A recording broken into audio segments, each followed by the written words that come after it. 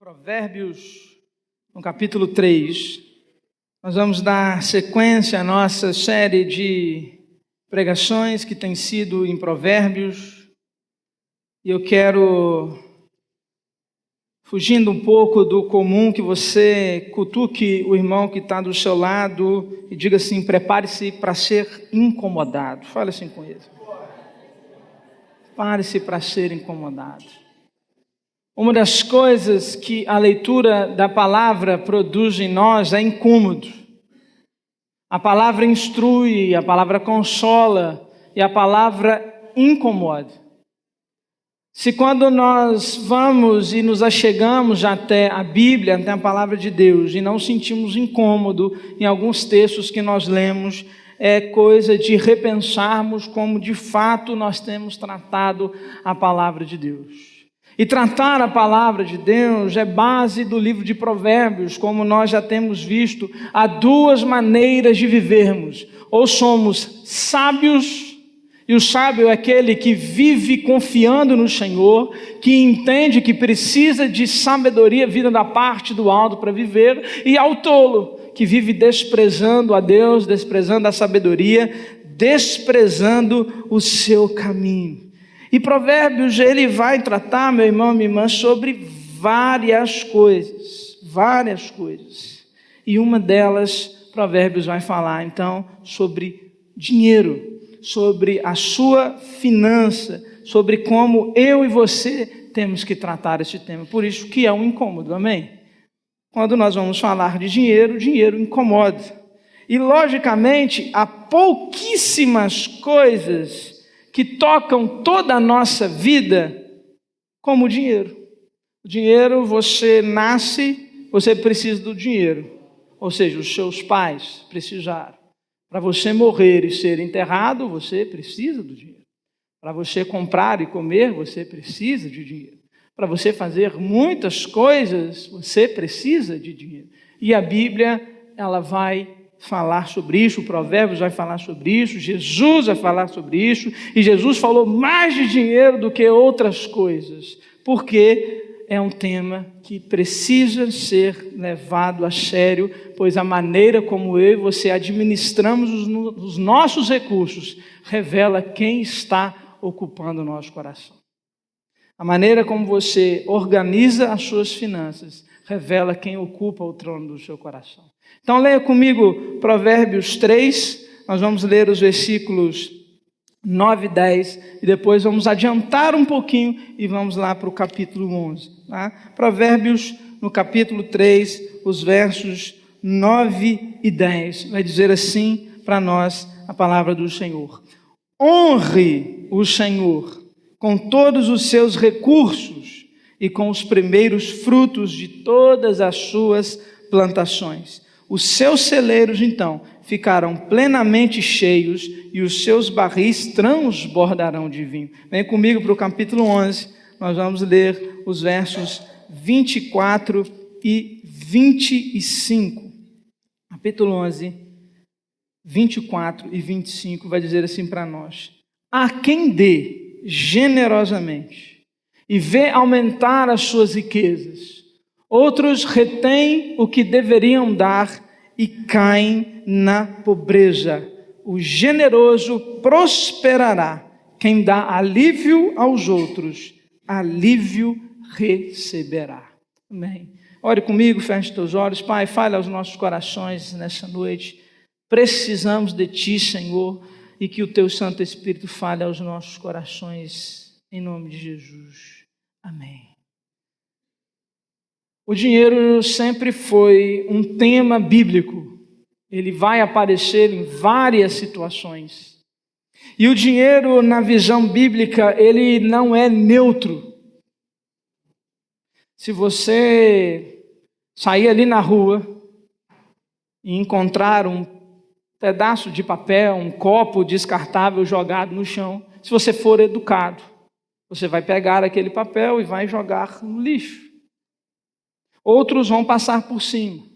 Mas se você passar por esse caminho e ali tiver uma nota de R$2, você vai parar. Você vai olhar para um lado, você vai olhar para o outro, vai chegar perto, vai botar o pé em cima da nota, vai ficar assim, ninguém está vendo, e vai pegar. O dinheiro não é neutro. Jesus, não à toa que ele vai dizer que o dinheiro, quando assume um lugar no nosso coração, ele se torna um Deus. E a esse Deus, o Senhor dá o nome de Mamon. E ainda diz mais, não é possível servir a Deus e ao dinheiro. O tema que Provérbios, então, traz para nós, muito antes de Jesus trazer e falar sobre o dinheiro, Provérbios ele vai dizer que ele tem um significado. Nós precisamos honrar a Deus com os nossos recursos. Nós precisamos dar ao Senhor como primícia, não o nosso dízimo, não a nossa oferta, mas o nosso coração. Quando nós falamos de primícias, muita gente já fica com o cabelo em pé, porque esse tema é tratado muito errado por muitas igrejas. Mas a primícia, meu irmão, é o nosso coração ao Senhor, porque um coração que está no Senhor e que Ele controla, não está focado em bens materiais, não está focado no conforto desse mundo. Então, quando o Provérbios traz para mim, para você, honrar a Deus, é a mesma palavra para glória. Glória no hebraico é peso, é peso. Quando nós falamos, vem a tua glória, nós estamos pedindo a própria presença de Deus em nós. E quando, então, Provérbios, o sábio está dizendo que nós devemos honrar a Deus, é reconhecer a importância que Deus tem nos nossos corações e não é o dinheiro que ocupa o nosso coração. Por isso que a maneira como você administra aquilo que Deus te deu, revela quem está no comando do seu coração. Agora presta atenção numa coisa. Provérbios, o sábio está falando para uma sociedade que dependia do plantio e da colheita. Hoje nós não plantamos. Duvido que há alguém entre nós que planta a sua própria subsistência. Você planta o seu arroz, o seu feijão, o seu tomate, o seu alface. Talvez você tenha uma hortinha na sua casa, mas na maioria das vezes você já compra isso pronto e leva para a sua casa. E quando nós olhamos para a sociedade de Provérbios, nós estamos olhando para alguém que está dizendo, alguém que está falando para eles honrarem a Deus com o início de todas as coisas. Para que haja o plantio e para que haja colheita, Deus precisava mandar a chuva no tempo certo, Deus precisava mandar a chuva na quantidade correta, Deus precisava mandar o sol na hora exata, a quantidade de luz que cada planta precisava para que aquela planta pudesse crescer e lá na frente fosse colher. Então, no início, Deus já está cuidando dos recursos daquele povo e Deus continua cuidando dos nossos. E o sábio diz, então você deve honrar a Deus com suas primícias. A primeira colheita para aquele povo, meu irmão, era a garantia da subsistência. Afinal, se eu conseguir colher alguma coisa, não importa o que aconteça, se faltar sol, se vier chuva demais, se chover granizo, se der algum problema, a minha colheita está garantida. Afinal, já tirei as primícias. E Deus está dizendo, por meio da boca do profeta, que aquele povo deveria honrá-lo com isso. Ou seja, o que isso falou para eles e o que isso fala para nós? Que quem, na verdade, nos deu e está no controle de todas as coisas é o Senhor. Justamente isso. Deus deu aquele povo e estava chamando eles a reconhecerem que sem Deus nada podia ser feito. Então era um ato de confiança. Dar, meu irmão, as primícias ao Senhor da nossa vida é um ato de confiança, é um ato de louvor a Deus. Quando você sai do seu lugar e deposita sua oferta, o seu dízimo, é um ato de louvor a Deus. O problema é que quando nós chegamos em Provérbios 11 e nós nos deparamos com um paradoxo, aquele que dá mais tem mais e o que retém tem de menos. Se na nossa cabeça, se na nossa visão humana, mundana, nós pensamos se quanto mais eu guardo, mais eu tenho. Mas na lógica bíblica, meu irmão, aquele que dá generosamente recebe muito mais. E o problema começa quando eu e você queremos fazer isso uma lógica comercial. Uma lógica de transação. Se Deus disse que eu tenho que dar generosamente, Ele vai me dar, então eu vou fazer isso esperando que Deus faça. Mas não é isso que Provérbios nos ensina, não é isso que outras passagens bíblicas nos ensinam. O que eles nos ensinam que Deus deve ser honrado com as primícias das nossas vidas. E aqui vai muito além do dinheiro, vai muito além da tua oferta, vai muito além do teu dízimo. Ele atinge o seu coração. Deus quer ser o primeiro no seu coração. Mas como nós estamos falando de recursos, estamos falando de dinheiro, a maneira como você está administrando vai revelar quem está ocupando o lugar na sua vida. Porque um verdadeiro discípulo do Senhor honra a Deus com seus recursos, porque reconhece que Deus é dono de todas as coisas. Aqueles que têm o Senhor como centro do coração, entendem que Deus é dono de todas as coisas. É muito comum a gente entregar para Deus algumas áreas da nossa vida. É mais comum ainda das finanças nós tomarmos conta. Como disséssemos para Deus, não, Deus, eu vou te dar aqui esses 10%. O resto eu tomo conta, eu faço. Meu irmão, o dinheiro que você coloca no gasofilácio, o que você compra a sua pizza, ele é tão santo e vem do mesmo Deus. É o mesmo, não tem divisão. O dinheiro foi dado a você por graça do Senhor. Então você precisa reconhecer que Deus é dono de todas as coisas.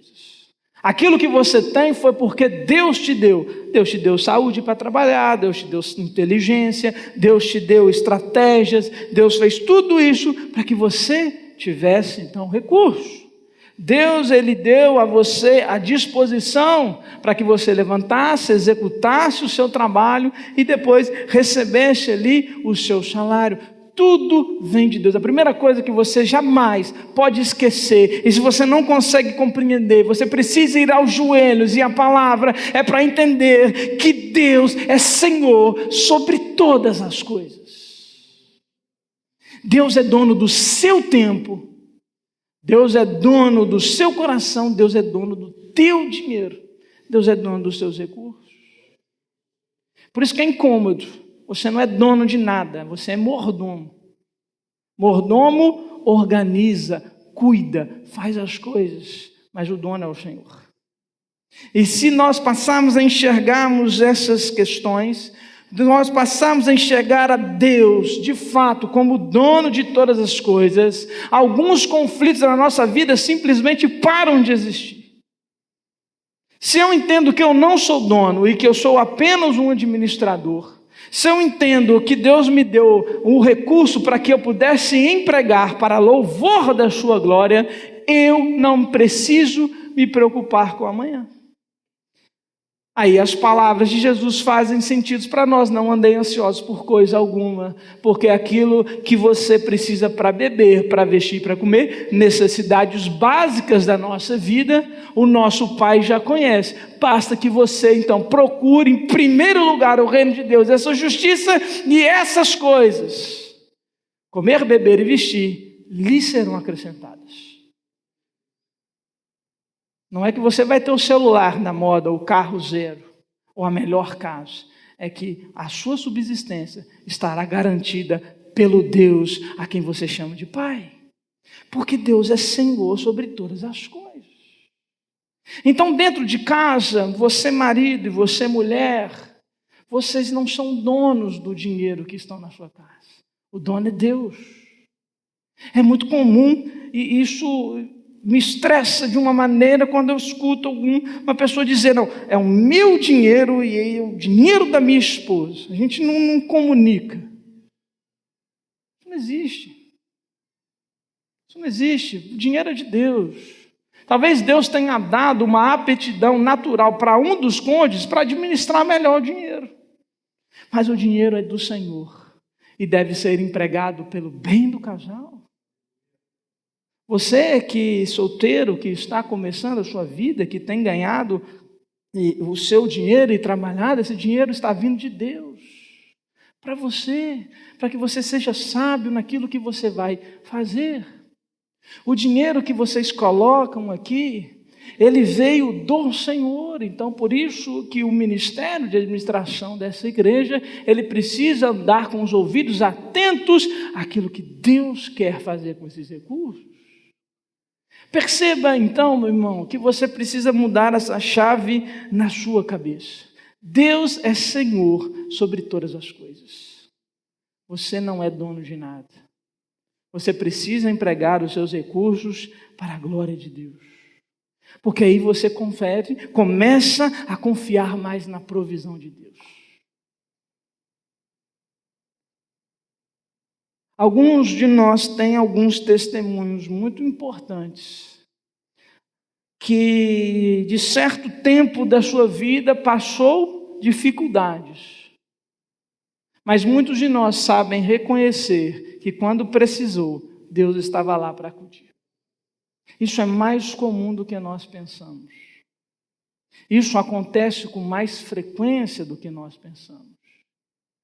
Nós precisamos aprender a confiar na provisão de Deus, meu irmão, porque você não sabe como você vai acordar amanhã. Você não sabe se você vai acordar amanhã. A vida escapa à nossa mão e ao nosso controle. Você pode ter a conta mais gorda do banco. Isso não garante a tua saúde, isso não garante a sua vida, isso não garante a sua subsistência. Tudo isso é garantido por Deus. E é muito interessante que em um dos salmos, o Senhor vai falar para nós que aos seus Ele dá enquanto eles dormem. Não é enquanto você trabalha, enquanto você dorme, Deus está renovando as suas forças para que você trabalhe na próxima manhã. Quanto mais você confia nas forças dos teus braços, menos você confia em Deus. É inversamente proporcional. Quanto mais eu confio em mim, menos eu confio em Deus. Quanto mais eu confio em Deus, menos eu vou confiar em mim. Isso não te dá desculpa para ser preguiçoso. Tem gente que é preguiçoso. Isso lembra lá do apóstolo Paulo a tratar com os tessalonicenses, que os tessalonicenses, eles tinham muitas dúvidas acerca da volta de Cristo. E naquela primeira geração de cristãos, o sentimento de que Cristo ia voltar era muito forte, que eles iam ver a volta de Cristo. Paulo, ele morre acreditando que ele viria, então, no seu tempo presente, que Jesus ia voltar. Então, se Jesus está voltando, se Jesus está próximo, tudo que eu tenho aqui, ele vai ser empregado para a glória do Senhor. Então nós vemos lá a igreja de Atos, que tinha tudo em comum, que ninguém tinha necessidade, que ninguém tinha nenhuma questão financeira, porque todo mundo ali se ajudava. Aí em Tessalonicenses, o que aconteceu? Tinha algumas pessoas que começaram a se aproveitar dessas coisas. Então, já que Jesus está voltando, eu não preciso trabalhar. Eu vou lá na comunidade, todo mundo doa alguma coisa, e eu vou lá, então, aproveitar disso. Então, Paulo fala, olha, não é bem assim, quem não trabalha, que não coma.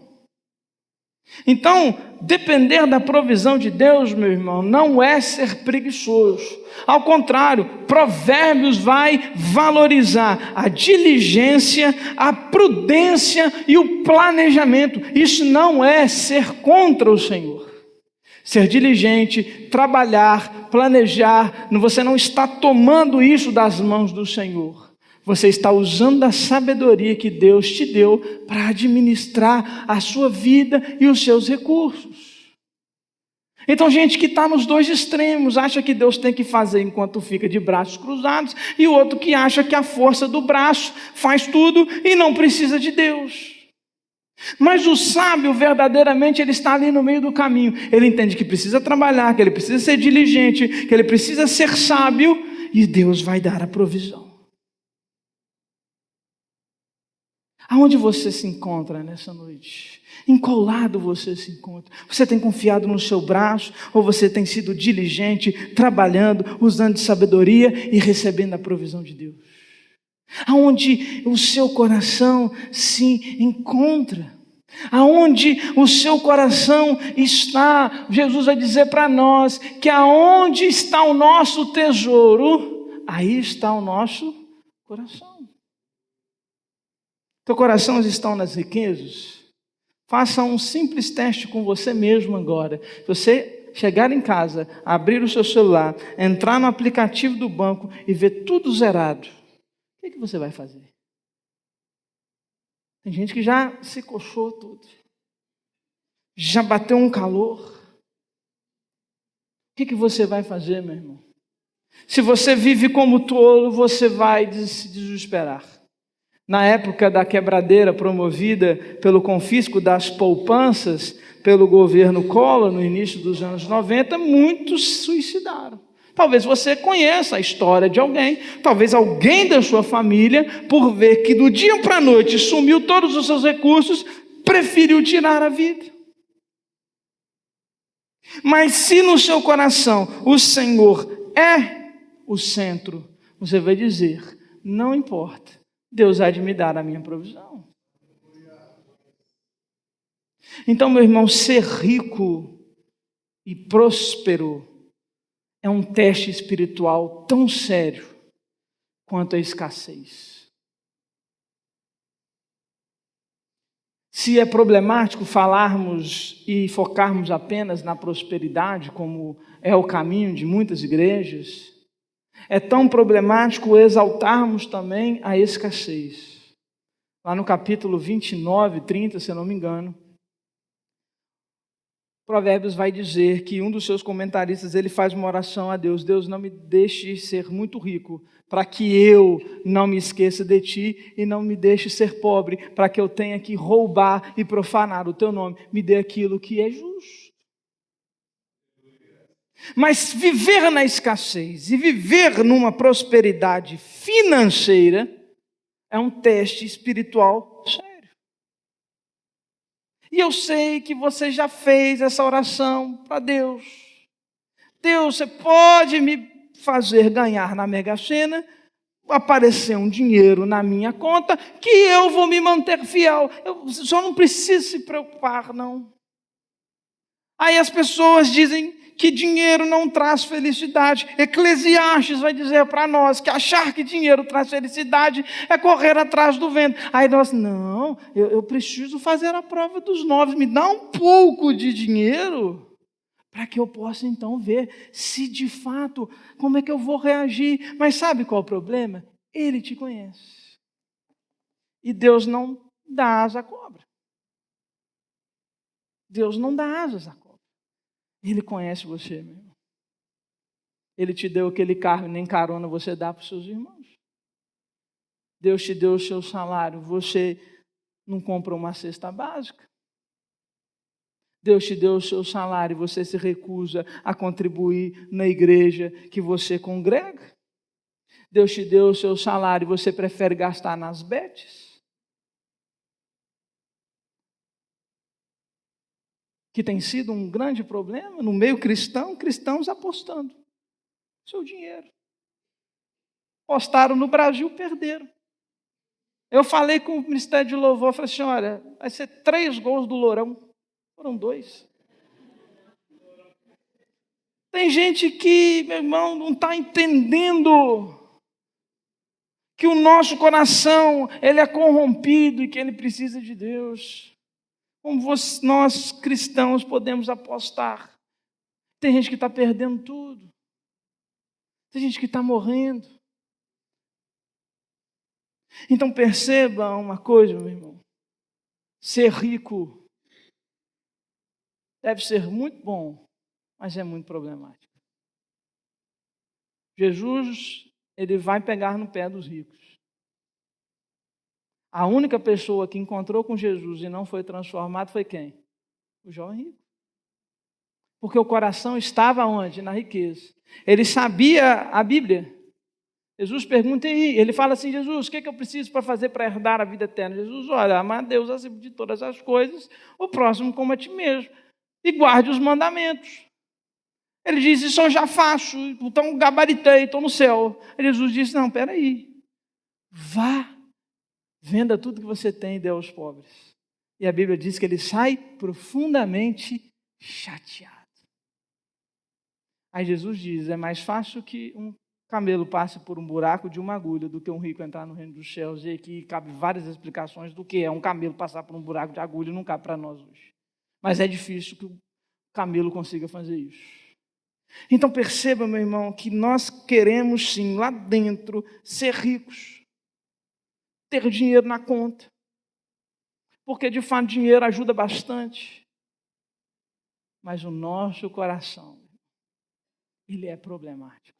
Lembra que falamos na última pregação que o coração do homem é enganoso, que para eles o coração é o centro das decisões, das emoções, dos afetos e dos sentimentos? Lembre-se disso? O nosso coração é enganoso. Outra coisa que a gente procura ser rico é porque nós colocamos a nossa estabilidade, a nossa segurança no quanto nós temos na carteira.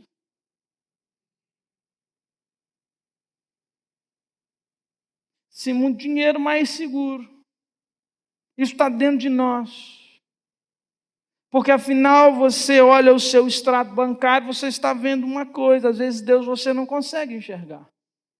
Então você reputa a sua segurança a um papel que está tomando o lugar de Deus no seu coração, e você está então exaltando aquele pedaço de papel como Mamon, virando um Deus, esquecendo do seu Senhor.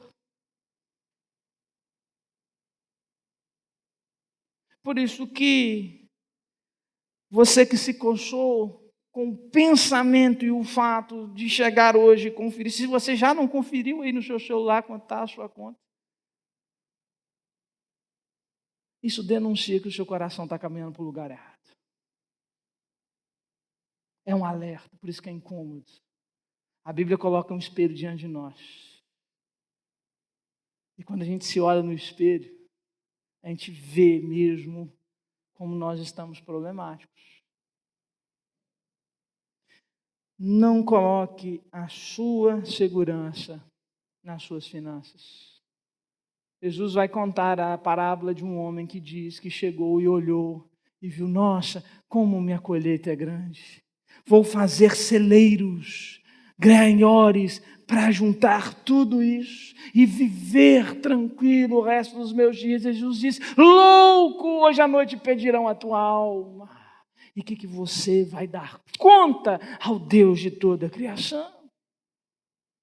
Meu irmão, de vez você ser escravo do seu dinheiro, transforme o seu dinheiro em generosidade e serviço e glória ao Senhor.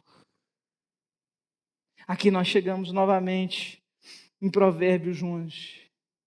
A quem dê generosamente e vê aumentar as suas riquezas, outros retêm mais do que é justo e acabam na pobreza.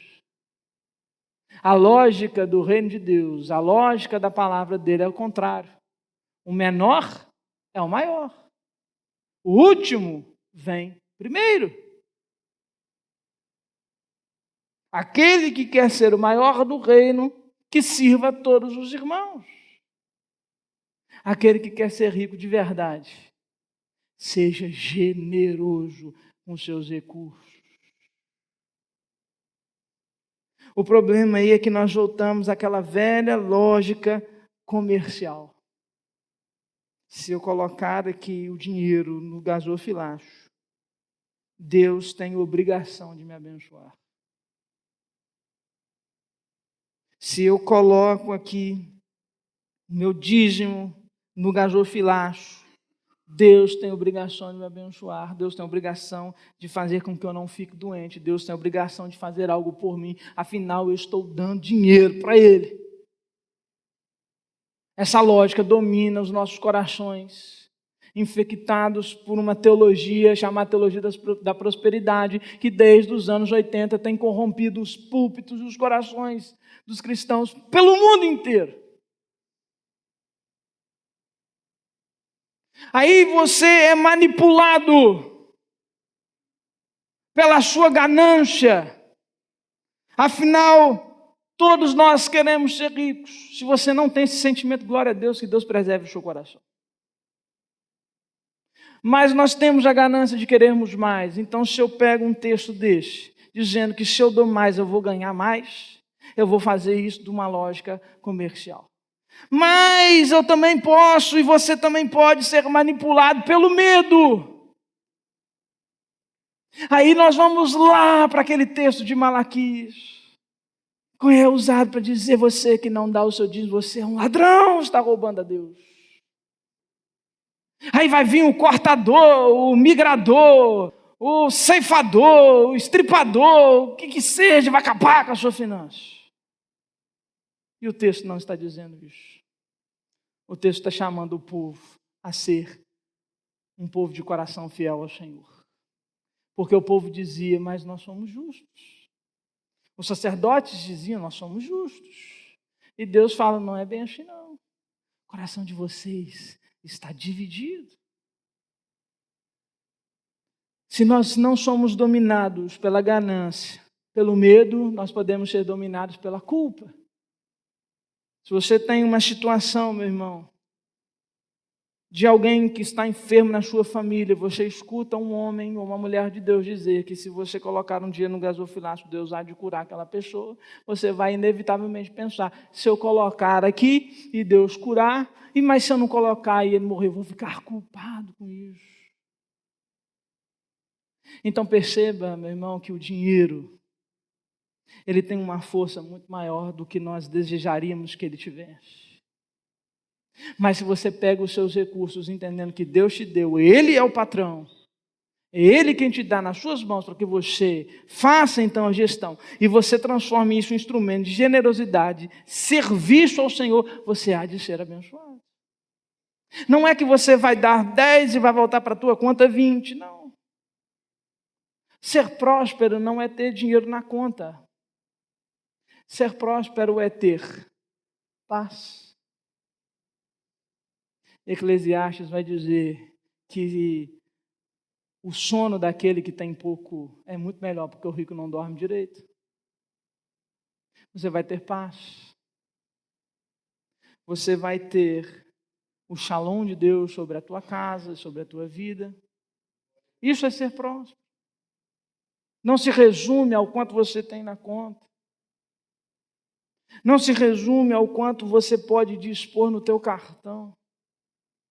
Agora, meu irmão, se você de fato quiser, e tem pessoas aqui que estão experimentando isso, quando há generosidade no coração, Deus também abençoa, não porque é uma lógica comercial, mas porque Deus pode fazer muito mais daquilo que nós pedimos, daquilo que nós pensamos. O problema é que nós queremos ser mesquinhos até com a nossa generosidade.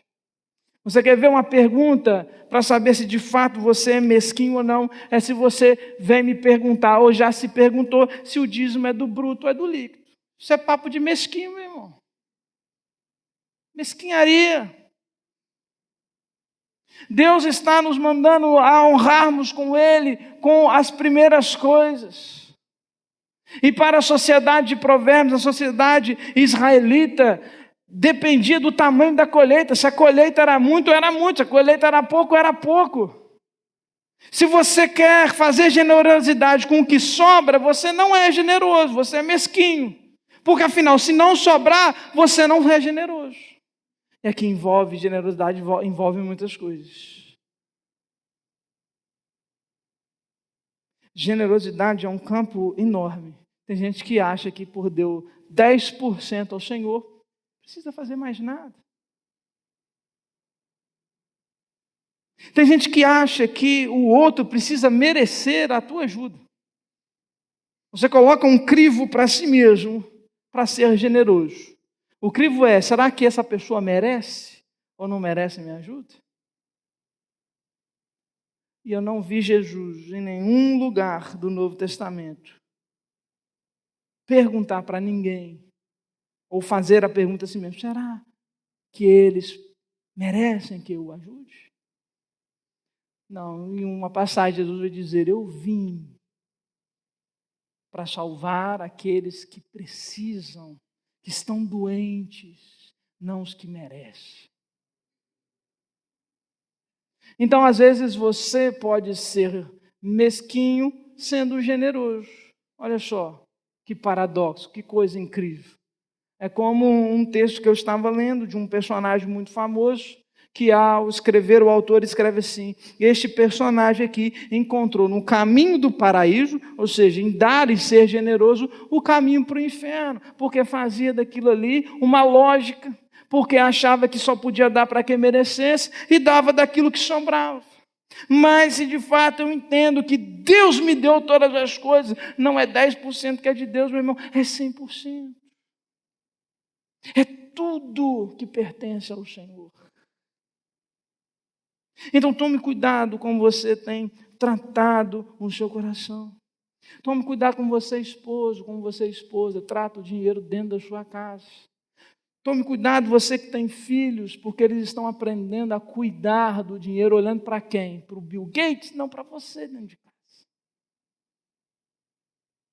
Tome cuidado, meu irmão.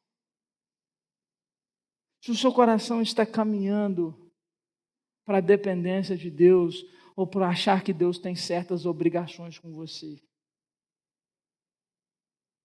A Bíblia diz que nunca viu o justo, a sua descendência, mendigar o pão.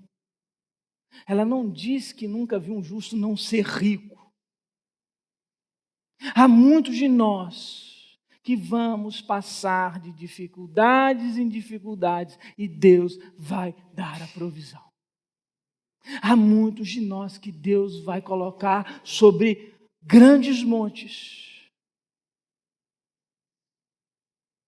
Há muitos de nós que vamos ter o suficiente para vivermos. Há muitos de nós que terão sobejando.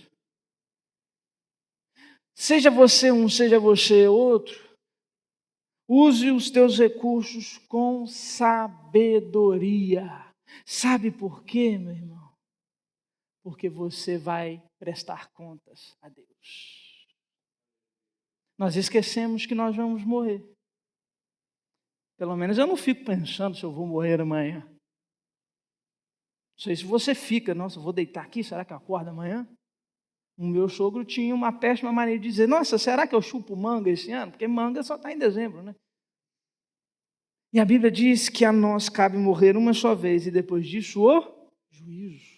Você vai prestar contas a Deus dos recursos que Ele colocou nas suas mãos. Aí, meu amigo, o bicho vai pegar para o nosso lado. O que você vai dizer para o Senhor? Como você vai explicar para Deus as decisões que você tomou com os recursos que Ele te deu? Você que trabalha numa posição talvez mais elevada, você que é um gerente, você que é um gestor dentro de uma empresa, você entende que você presta contas a alguém. Essa lógica funciona, você precisa prestar contas. Mas eu e você vamos prestar contas ao Senhor, dono do ouro e da prata. Seja você pobre, seja você rico, você vai prestar contas a Deus. Então nós ficamos focados no tal do telão que vai passar os nossos pecados no dia do juízo final. Eu já disse, não existe telão, não sei de onde tiraram. Isso nasceu de um coração de um fofoqueiro, porque Deus não é fofoqueiro. Você vai estar diante dele, num juízo a qual nós chamamos de final. Depois disso não tem outra coisa. Não tem mais juízo. E você vai prestar contas a Deus daquilo que você fez com que Deus colocou nas suas mãos. É que nós estamos falando hoje de dinheiro. Você vai prestar conta do dinheiro que Deus colocou nas suas mãos. Assim como você vai prestar conta da família que Deus colocou nas suas mãos, dos dons que Ele deu nas suas mãos, se você enterrou esse talento, se você não enterrou, não importa. Nós vamos prestar contas a Deus. Aí quando nós olharmos para o nosso advogado, nós olharmos para ele, nós vamos lembrar das palavras de Paulo em 2 Coríntios 8, versículo 9, que vai dizer para nós que Cristo, sendo rico por amor de nós, se fez pobre para que pela sua pobreza nós nos tornássemos ricos. Aí nós vamos olhar para ele. Me ajuda aí, Jesus, advoga a minha causa. E nós vamos lembrar da sua palavra. Viva a tua vida com sabedoria. Empregue os teus recursos para a glória de Deus. Reparta com generosidade aquilo que Deus te deu. Dê o seu dízimo, dê a sua oferta, coma a sua pizza, compre o seu carro, compre o melhor dinheiro, o melhor que o seu dinheiro pode te dar, meu irmão, mas seja generoso. Como insistiria Wesley para nós, João Wesley, ele pega um ditado que havia na época, na Inglaterra, que dizia, trabalhe o máximo que você puder, ganhe o máximo que você puder e junte o máximo que você puder. João Wesley pega isso e diz, trabalhe sim o máximo que você puder, junte sim o máximo que você puder, mas doe o máximo que você puder. Agora, se você de fato tem um coração mesquinho, essa palavra vai te incomodar bastante. Se você tem um coração arrancado, arraigado, centrado nas riquezas, essa palavra vai te incomodar bastante. E diante do ser esse incômodo, meu irmão e minha irmã, você tem duas respostas. A primeira é, você pode virar as costas para Deus e dizer, não estou nem aí, o dinheiro é meu, eu faço o que eu quiser. Eu vou viver a minha vida do jeito que eu quero, sendo tolo, desprezando a Deus. Ou eu posso dizer, Senhor, alguma coisa está incomodando meu coração, e eu sei que é o Teu Espírito querendo falar comigo, para me trazer a correção, a santificação e a transformação da minha vida. São dois caminhos possíveis. São esses dois caminhos que do capítulo 1 ao capítulo 31 de Provérbios, ele vai ser colocado. O caminho daquele que teme a Deus e o caminho daquele que despreza a Deus. Qual você vai viver? Talvez você gostaria de ouvir que, de fato, você vindo ao culto, dando sua oferta, fazendo algo por Deus, você seria, então, teria Deus na sua mão. Mas isso não é a verdade bíblica. Isso não é a verdade que foi trabalhada por Jesus. Se você está passando provas e lutas, não é porque Deus esqueceu de você. Se você está passando por dificuldades, não é porque Deus se esqueceu de você. E não é porque você tem dinheiro no banco que automaticamente a bênção de Deus está sobre a sua vida. Consegue entender? Consegue raciocinar dentro desse padrão incômodo que a palavra traz para nós? Honre a Deus com as tuas primeiros frutos, e os seus celeiros ficarão plenamente cheios, e os seus barris transbordarão de vinho.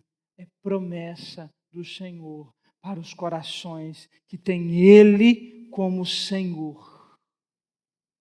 É promessa para aqueles que confiam na provisão do Senhor e não se sustentam no seu próprio entendimento. Confia e reconheça o Senhor em todos os seus caminhos, e Ele há de endireitar as suas veredas. Isso é viver de acordo com a palavra do Senhor. Isso é viver como discípulo do Senhor. Como filho, como filha, gerando testemunho da bondade do Senhor, do amor do Senhor e da fidelidade. Deus, Ele continua sendo fiel a nós, mesmo quando nós não somos fiéis ao Senhor. E glória a Deus por isso. Porque as suas misericórdias são a causa de nós não sermos consumidos. Se amanhã você acordar, foi porque Deus renovou as suas misericórdias sobre a sua vida, para te dar mais uma chance de viver com Ele, viver para a glória dEle. Então, meu irmão, quer você faça o que você quiser com o seu dinheiro, faça para a glória de Deus. Faça como Barnabé, que o desejo de entregar tudo ao Senhor nasce de um coração totalmente entregue a Ele. Não seja como Ananias e Safira, que o desejo de entregar tudo, ou melhor, uma parte, mas dizer que estavam entregando tudo, nasce de um coração que estava tomado pela mesquinharia e pelo desejo de ser aceito.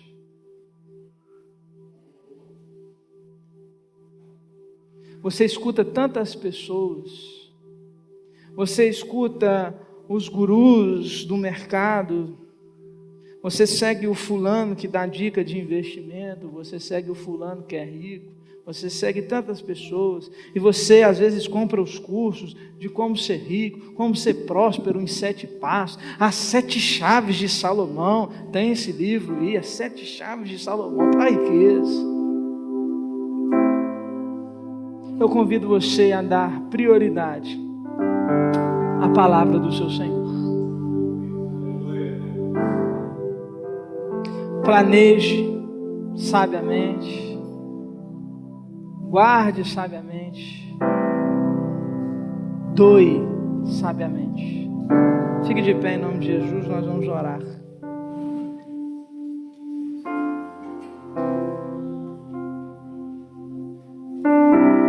Feche os teus olhos e faça uma oração corajosa. Oração corajosa. E qual é essa oração corajosa? É dizer: Senhor, Tu me sondas e me conheces. Conheces, Senhor, o meu deitar e o meu levantar.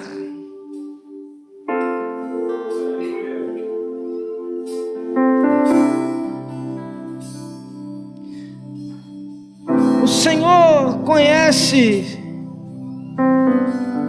a palavra antes que ela saísse da minha boca.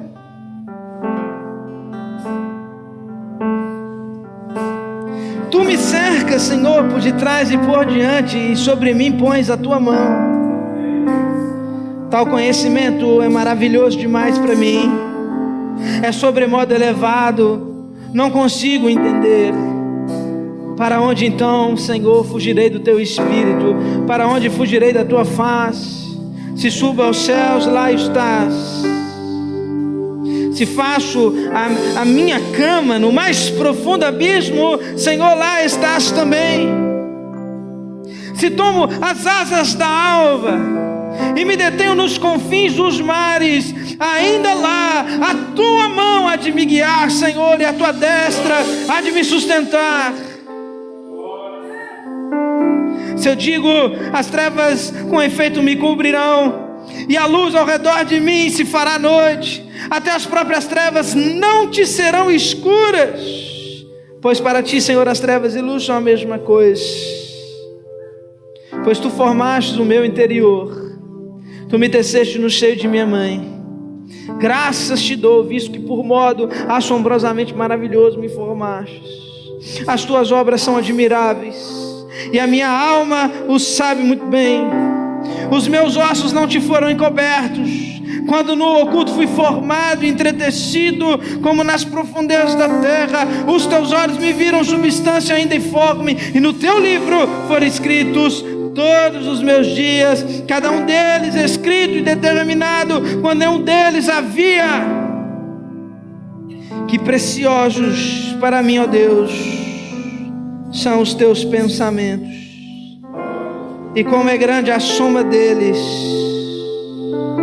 Se os contasse, excedem a areia do mar.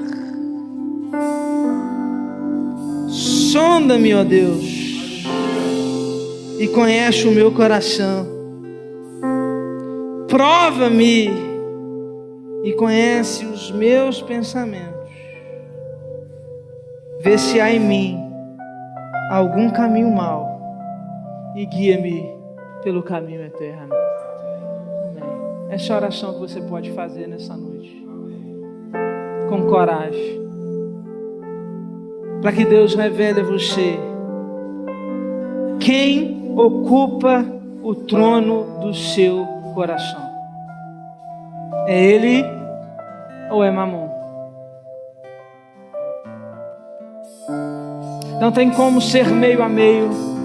Não tem como ser 60, 40, 70, 30, 80, 20, 90, 10. Você não pode servir a Deus e a Mamon, porque há de amar um e aborrecer o outro. Deus quer o seu coração por inteiro. Seja corajoso, corajosa. Faça essa oração. E diz: Senhor, sonda-me e conhece, Senhor.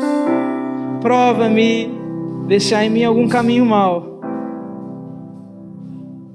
E endireita os meus caminhos, Senhor. Em nome de Jesus. Vamos adorar ao Senhor. Faça a tua oração, bem.